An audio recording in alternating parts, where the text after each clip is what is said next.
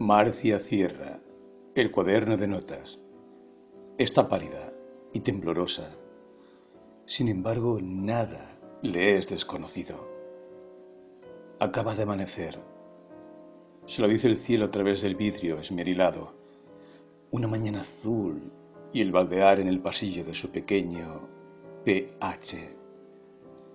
Son reconfortantes las voces cotidianas, cuando la noche ha sido agitada y por momentos ha llegado a pensar que jamás volvería a transitar por el lugar común de la vigilia. Es hasta placentero escuchar los comentarios abigarrados y groseros de la radio a todo volumen de doña Encarnación. Y sale a la puerta con un mate en la mano, porque las costumbres de Marcia han variado hasta lo impensable.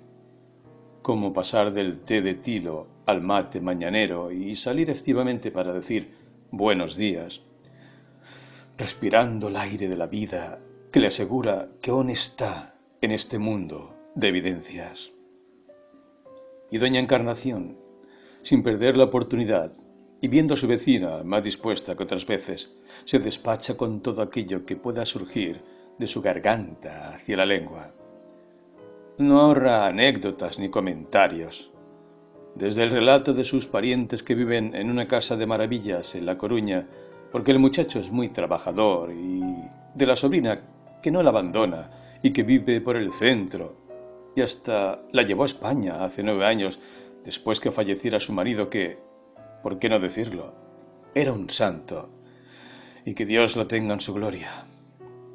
Aunque hijos no tuvieron, ella tiene ese retrato en la pared azul sobre el escritorio, y en los estantes intocables están todos sus libros, porque el marido era muy de leer esas cosas de los republicanos y la poesía. Y ahí estaban cubiertos de polvo volúmenes de García Lorca, Miguel Hernández, León Felipe, Antonio Machado, Vicente Aleixandre y Miguel de Unamuno. Pero, ¿qué va a hacer? Se lo llevó la muerte una noche y ahí tiene, que si no fuera por mi sobrina que viene a verme, me sentiría muy sola. Además, con lo mal que ando de los divertículos y de la alergia. En fin, pero esas cosas, ¿qué le va a hacer? Son la vida. Y ahora que las cosas están poniendo peor... Y allí va Marcia al ataque, anunciando su pronta huida al kiosco a buscar el diario. Eso, claro, sin dejar de despedirse no menos de 3 veces, para compensar haber interrumpido el monólogo de doña Encarnación, que ya estaba poniéndose algo incoherente. Y con ese estilo a lo Jane Joyce, sin puntos ni comas, que caracteriza el discurso de los solitarios, y nos da la pauta de la inhumana cantidad de horas que estos seres han permanecido en silencio. Marcia abre la puerta hacia ese mundo de realidad azul, donde luce las calles con sus costras y sus luces, donde el sol refleja los vidrios de los autos, encandilando los ojos, y los pobres y escasos árboles relucen suavemente bajo la luz de las 9 de la mañana. Tiene un registro optimista de aquellos próximos instantes. Leerá el diario, se sentará cómodamente a la mesa del café Montserrat, y si es posible, al lado del ventanal, porque le gusta mirar pasar la gente. Rostros cejijuntos, rostros de nada, gestos de alguna sonrisa que se escapa, reprimiéndose en la urbanidad cotidiana. Algún hombre que habla solo, la madre empujando malhumoradamente en el cochecito, el niño que corre hacia el kiosco con los ojitos luminosos tintineando las monedas en sus manos. Y después abrirá con parsimonia el diario, repasando las noticias del día, mientras se toma el tiempo suficiente para llamar a la moza y pedir café y medias lunas. Esa es la vida por un momento. La vida toda es esta rutina modesta y luminosa.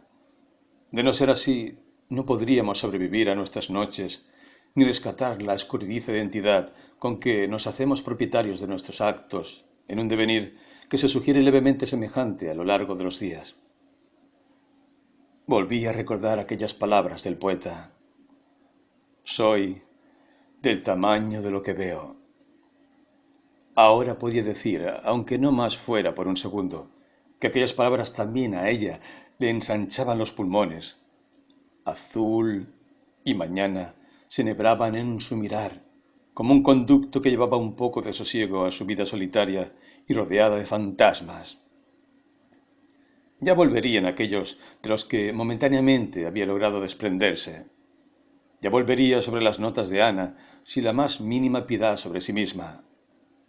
Habría también de volver, quién sabe cuándo, la hacedora de palabras a revelarle aquel mundo detrás del mundo.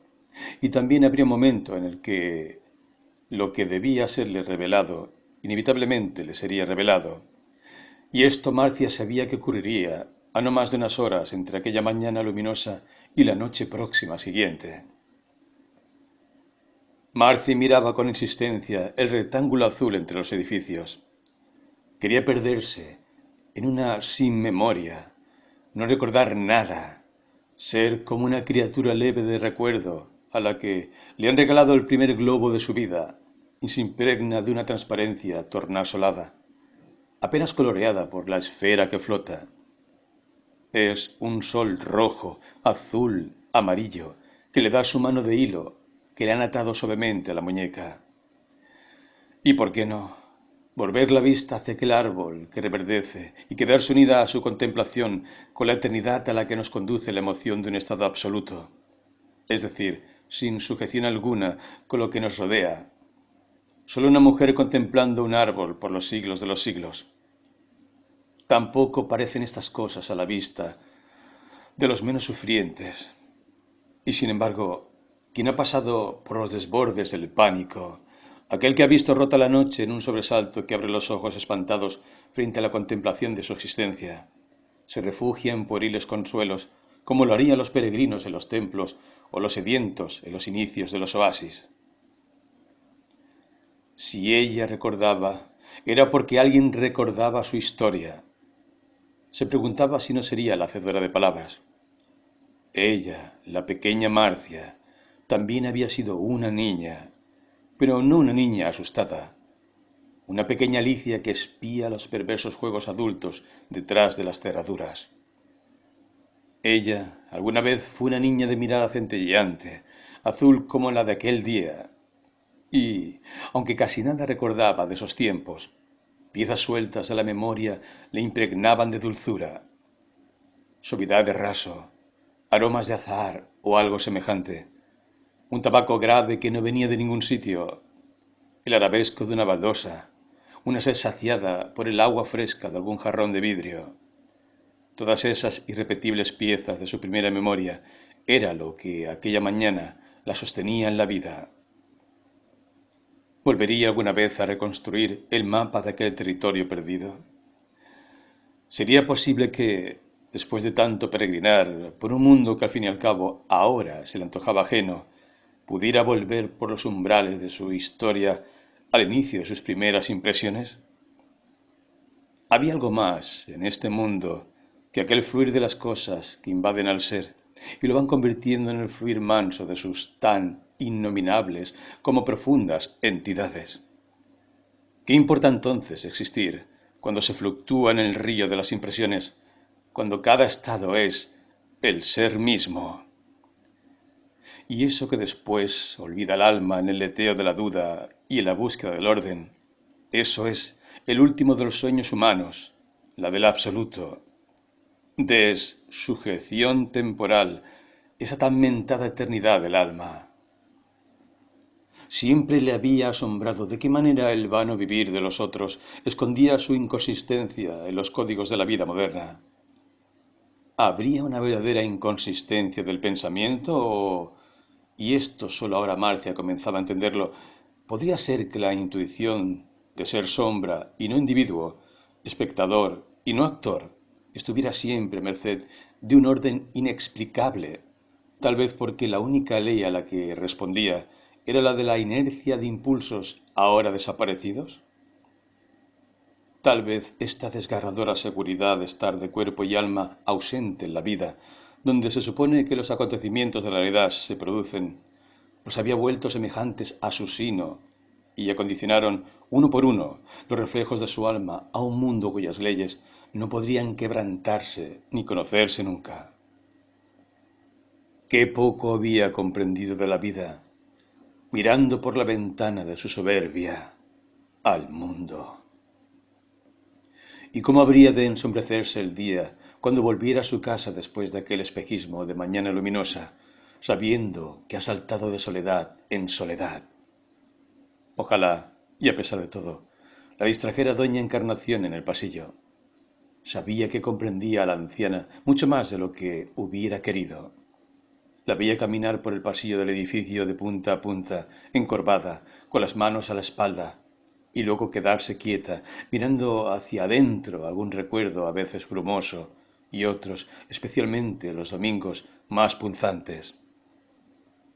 Se refregaba los ojos con el delantal rojo y abría la boca en un impulso de hablar que pronto era agotado por la tristeza irreparable de no tener interlocutores.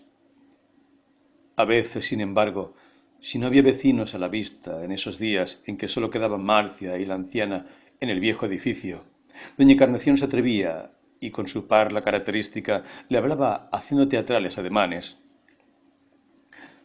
Es una cosa aquí, ¿sabe? ¿Qué va? Desde que murió el Manolo no toqué en la casa ni una copa, ni sus libros. Usted sabe, es una cosa aquí. Y se tocaba el pecho. Y una que va, que viene, pero nada. ¿Qué va a hacer? La vida me llevó al bueno de Manolo. Y de España, fíjese, que ni quise mirar las cosas que he visto con él. Usted sabe, a uno se le pone una tristeza aquí, y es la soledad, señorita. Marcia estableció poco a poco un raro vínculo con la anciana. Se inquietaba al oírla toser sola en las madrugadas. Alguna vez incluso estuvo tentada de llamar a su puerta, pero la vieja no quería ayuda. Mientras está una con vida. ¿Qué va?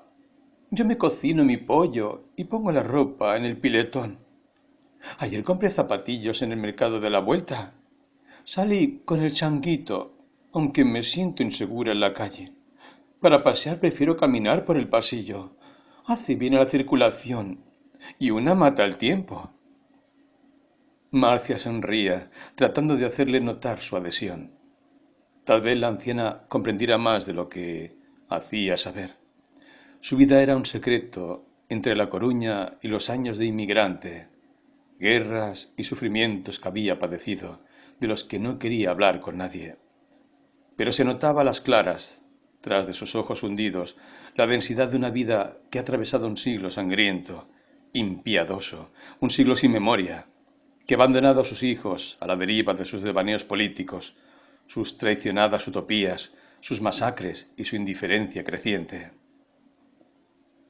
El olvido ha sido la clave del siglo XX. Máscaras superpuestas de acontecimientos, parloteo ensordecedor de la soberbia monetarista, o infame del espectáculo vital, escupiendo sus fuegos artificiales sobre el desasosiego de sus hijos más inermes. Muy bien sabía Marcia el abismo que había detrás de aquellos comentarios inocentes. Caminar por el pasillo para siempre, porque no hay resguardo allá afuera. Porque no solo las veredas parecen arrasadas por una guerra, sino que la muerte en la mirada de los que pasan deja huérfano al huérfano y caído al que ha caído. Hoy ya nadie se acerca al hombre que muere. Es posible agonizar y enloquecer en público. Un círculo de hielo se abre alrededor y 20 metros más allá la vida circula normalmente. El hombre que se acuesta a mitad de la vereda de la calle Chile se contorsiona tocándose los genitales, hace muecas de dolor o placer, está boca arriba, endemoniado y solo. El pantalón sucio de orina y excrementos, las moscas que revolotean alrededor de las costras de su rostro. Esto sucede en la calle Chile, a menos de media cuadra de la escuela, de donde salen los niños de jardín con las caras pegajosas de caramelo y las voces estridentes de cuentos y caprichos, mientras las madres parlotean alrededor acerca de las ofertas de coto o las recetas caseras para adelgazar y el último lifting que se hizo esa o aquella de la farándula, además de la belleza del vestido que salió en Para ti. Y todo esto ocurre sin verosimilitud, pero con realidad espeluznante, cualquier tarde de un día de agosto de 1999. Doña Encarnación, Marcia lo nota, conoce muy bien las claves del desamparo y por eso prefiere caminar por el pasillo del viejo edificio una y otra vez. Por eso también ha hecho de su casita un refugio para sus recuerdos. Sabe que está al final de su vida y se resguarda como puede de ser asaltada por la enajenación de los que no comprenden ni comprenderán jamás la cosmología irrepetible del solitario. Ahora Marcia ha dado vuelta hacia su casa, pero no ha visto a doña Encarnación asomada como hace una hora atrás. Una mujer se asoma y al ver que Marcia mira a la puerta de su vecina algo desconcertada, dice con voz entre solemne y engolada: «No la busque, señora. La pobre tuvo un ataque y le llevaron de urgencia al Hospital Español». Marcia escucha con sobriedad y no hace comentario alguno. Una vez dentro de su casa mira a Juanjo, que ya no gorjea. Contempla el resto de manzana que le acercara a la anciana la mañana de ayer y que ahora se pudre entre las rejas. Se acerca al pajarito y acariciando la jaula se echa a llorar. Un llanto silencioso y ahogado, uno de esos llantos que en vez de traer alivio, corroen al corazón. Pocas horas después hubo movimiento en la casa. Eran los sobrinos que se disputaban los honores del velatorio. Tendrían motivos no muy santos, supuso Marcia. La vieja había dejado algunas propiedades de las que nunca había dicho palabra. Había sido una niña acaudalada. Abandonó todo por seguir a su amor imposible. Era secretamente republicana y reunía a los jóvenes de la época en su casa cuando su familia pasaba largos periodos en los campos de las afueras. Conspiradora de la guerra civil. Marcia esbozó una sonrisa. ¿Quién podía imaginarlo? Vieja zorra. De estas cosas se enteró cuando, en un descuido, estando la puerta abierta de la casa de doña Encarnación, raptó un libro de la biblioteca. Era un sacrilegio, lo sabía, pero lo realizaba en su memoria, y esto la disculpaba ante sí misma. En la primera página, con pluma de tinta, había una especie de carta. A mi pequeña Maja, la más hermosa que mis ojos han visto, que tu corazón arda igual que tu cuerpo en esta noche sin igual. Que hemos, amor mío, de cambiar la vida, y el alma del hombre ya no será para lágrimas. Yo sé que tus ojos me guiarán cuando caigan sobre nosotros las amenazas falangistas. Esta noche debo partir, pero no pierdas, amor, tu corazón apasionado. Te ama para siempre, tu Manolo. Después Marcia supo que la anciana había estado en la guerra en aquellos tiempos, los más difíciles de España, en un grupo de mujeres socialistas que incluso había conocido a la pasionaria y después de trabajar en la recuperación de unos cuadros del Museo del Prado para evitar que lo destruyeran los falangistas, vivió 3 años en la clandestinidad con un grupo de beatas, pasaporte falso y sin nada más que la promesa de un reencuentro próximo. Pasó de Chile a la Argentina. Allí trabajó en una fábrica textil hasta que sus oídos se enfermaron. Entonces trabajó remendando medias en su casa.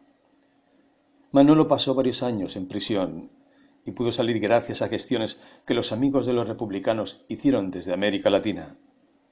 Cuando llegó a la Argentina, el caballero de dorada armadura era una sombra. Tal vez una piedad, la nostalgia que su hombre traía en los rasgos de sus recuerdos de juventud, le impulsaron a casarse con él. Ya habían envejecido demasiado como para tener hijos, y la espera había terminado por volverse inercia, una memoria oscurecida por los apremios de la vida cotidiana. Cuando volvieron a verse, ambos sabían que no se amaban ya, pero tenían una fidelidad arraigada, como si fuera una especie de contrato irrenunciable con el pasado. Ellos eran una pequeña representación humana de aquella España derrotada. Y aunque las esperanzas hubieran muerto ya hace mucho tiempo, no ocurrió lo mismo con la fidelidad a esa tierra. La única patria que concibo es el ideal. Había dicho él alguna vez con los ojos brillantes, una tarde en que recorrían la calle Preciados de Madrid, en un viaje relámpago que debieron realizar por cuestiones que su amante prefirió mantener en secreto. Y ella comprendió que aquella locura traería la derrota, porque no era posible estar sobre esta tierra con la mirada puesta sobre un ideal cuyo territorio era apenas una bella conjetura. No coincidirían jamás, pensó, y también comprendió que él no la pediría en matrimonio, que a pesar que decía amarla, sus ojos estaban más cerca de sus ideales que de ella. Tal vez por eso lo siguió y se hizo revolucionaria, o es que desde la pasión que le transmitía pudo comprender un mundo más allá del pequeño mundo doméstico que su educación había forjado para su porvenir de rica heredera. Y conoció el miedo a la muerte, centelleando en el cielo sobre las oficinas donde habían comenzado a trabajar con el grupo de mujeres socialistas. Y soportó la prisión durante más de un mes en un pabellón donde el suelo estaba sembrado de colchones de paja y las mujeres, hacinadas junto a sus pequeños hijos, lavaban los pañales con agua sucia y los tendían entre sogas improvisadas. Sí, aquella mujer de 88 años se llevó su vida como un tesoro inédito. Algunas páginas amarillas, restos de un cuaderno que había quedado refugiado en el libro, hicieron saber a Marcia sobre estas cosas. Anónima muere la vida, y más anónima transcurre cuando debe obedecer a la tiranía de los días donde la historia no tiene relator. Curiosamente, aquella misma mañana murió Juanjo. Marcia había notado la agonía del pájaro. Abría el pico una y otra vez como queriendo emitir algún gorjeo, pero eran apenas afónicos intentos de expresar el dolor. Un dolor que no podía comprender Marcia. En aquella dulce hermandad de prisioneros que habían establecido, Marcia, como una niña, suponía todo respecto a Juanjo. Como muchos solitarios, terminaba humanizando todo lo que le rodeaba. Hablaba con él e incluso le había adjudicado un pasado humano, como si secretamente se valiera de todo aquello que repugnaba a su razón, como reencarnaciones y otras presuntuosas invenciones del hombre. Recordaba al amigo de Ana, secuestrado a los 17 años. Moreno, delicado, un amor platónico que había sido tal vez el único que su amiga hubiera tenido hacia un hombre. Juanjo no la había tocado nunca. Sobre ellos se erguía el mito del amor absoluto.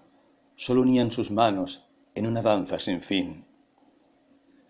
Hemos hecho el amor con nuestras manos, le había dicho a Marcia. Después de largos diálogos sobre el destino de la humanidad, Juanjo escribía frases de Nietzsche en las paredes del cuarto de Ana. Luego Marcia supo que el adolescente menudo, de rostro angelical, era feroz en sus pensamientos. Recordaba aquel manuscrito que tuvo, o creyó tener en sus manos, en el Café Atlantis, allí donde transcurrían las cosas según la naturaleza de los delicados templos de la mente, tal como le había dicho Bex al dejarla frente a sus puertas. Cuidar los delicados templos de la mente. Y la anfitriona o dueña, o esa damita con rostro de otoño que atendía las mesas, le había dejado el manuscrito de Juanjo. Las revoluciones eran apasionado alegato acerca del sentido de la destrucción. Las palabras de Juanjo emergían desde algún oscuro sitio donde el adolescente decía escribir sus memorias en la clandestinidad. Esperaba su destino, poseído de un fatalismo cristiano. Había muchos Judas en la organización y él sabía muy bien que había sido delatado. Pero en la letra temblorosa e imprevisible del manuscrito se alzaba su voz con una potencia heroica y pueril. Su seducción estaba en aquella extraña mezcla de grandeza y omnipotencia infantil. Decía invocando con su otra voz, según él lo aclaró cierta vez, a ese Nietzsche enloquecido de visiones apocalípticas, de lucidez excesiva y devoradora hasta la autoextenuación. Yo no soy vulnerable nada más que en el talón. Tú, mi paciente voluntad, vives siempre igual a ti misma. Siempre has pasado por todas las tumbas. Ahora escribo desde un lugar clandestino, pero no soy una pieza de este juego. Soy un hombre autónomo que ha elegido el camino que creyó más justo. Nadie me adoctrina y yo no adoctrino a nadie.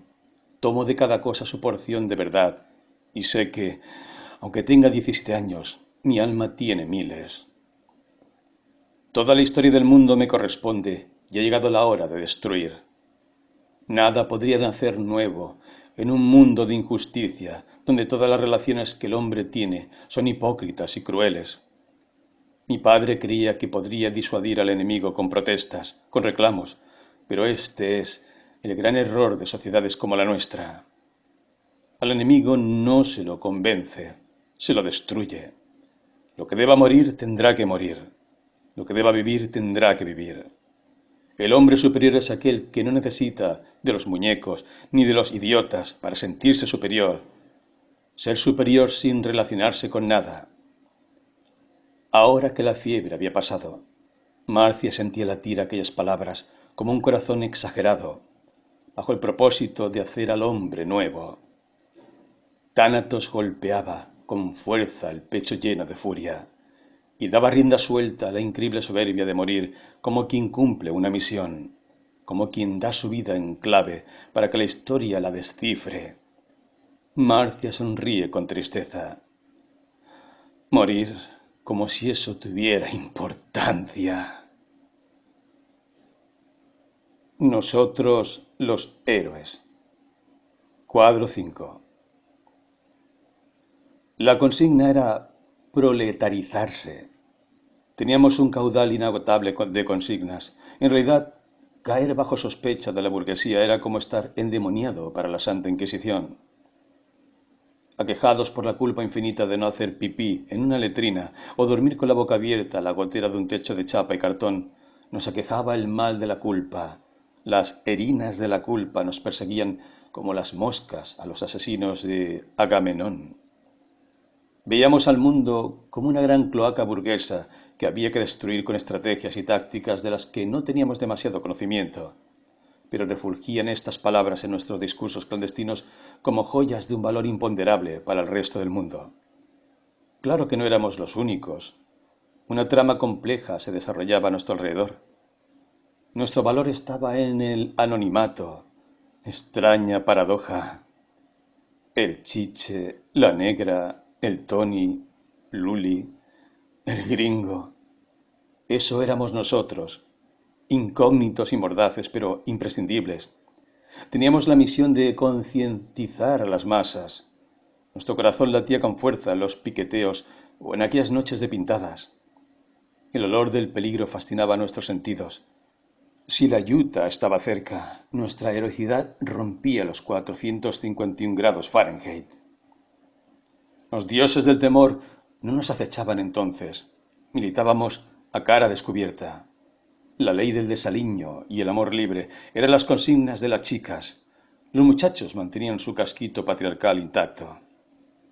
Después de una jornada de militancia caíamos en patota a la casa del ruso, que era un gordito sagaz, pero bastante más retraído que el resto.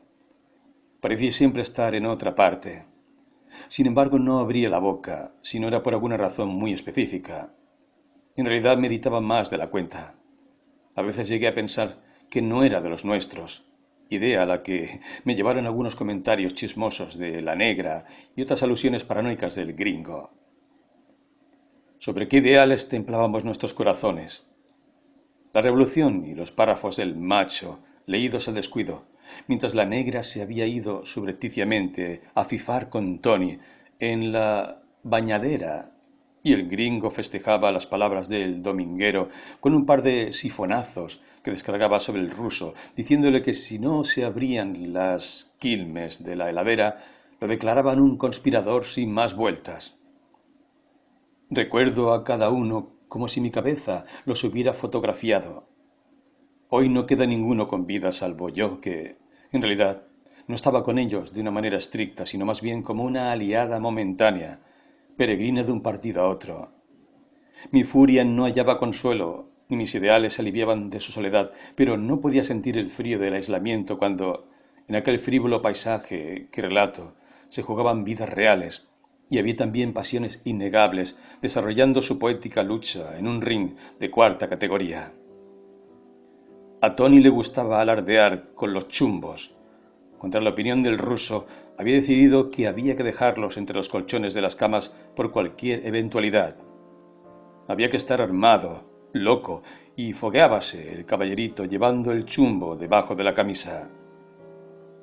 Ellos fueron mis compañeros fugaces, la negra con su African look y sus polleras desteñidas, abriéndose de piernas, como una amadora de Jericó.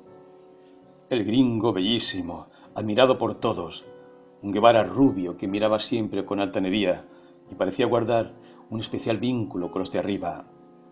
Eso despertaba un grave respeto en los otros, a punto tal que se dejaba mandar sin demasiados remilgos. Se hacía servir, tirando del sofá con las piernas cruzadas. Un porrito, una cerveza, una línea. Lo que viniera estaba bien si el gringo lo pedía. El Tony cequijunto, morochón y resentido, siempre quería atacar. «Esto no da para más, loco. La hacemos bien, no se pudre todo». Luli, burlón y suavecito, no daba mucho que hablar. Se encogía de hombros ante todo. No se enganchaba demasiado ni con los desplantes del Tony, ni con la ninfomanía de la negra, ni con la manía principesca del gringo. Al ruso lo escuchaba a medias cuando leía los informes que nos llegaban, y sin embargo fue el primero en anunciarme el fin. La noche aquella nos habíamos quedado solos en el sofá del living. Luli tenía el rostro pálido, sus labios intentaron acercarse a los míos. Lo rechacé, pero para no herirlo inmediatamente le tomé la mano. Entonces él susurró casi en mi oído: «No quería zarparme, loca. Perdona, pero tengo miedo». Era inverosímil los compañeros hablar de miedo. Leyó el desconcierto en mis ojos y agregó: «Lo que pasa es que no te lo iba a decir, pero no puedo aguantarme, ¿sabes? Mañana nos vamos a Formosa. Ya está todo decidido. Vamos a asaltar el cuartel».